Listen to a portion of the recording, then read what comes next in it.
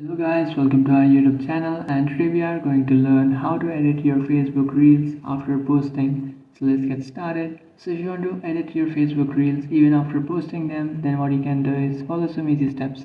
First, what you have to do is just simply open up your Facebook, and after opening up your Facebook, just tap on the profile icon which is on the top right, then tap on your profile and then scroll down.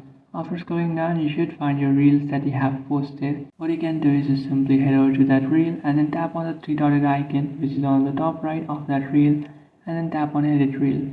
After tapping on edit reel, now what you can do is you can just simply change the privacy of your reel by changing it to public or by changing it to friends.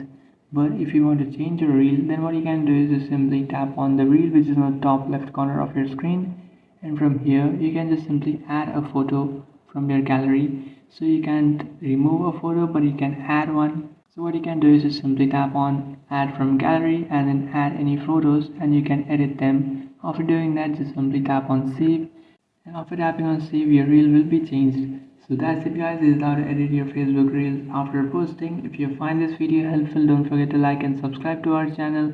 If you have any doubts, feel free to comment below. Thanks for watching.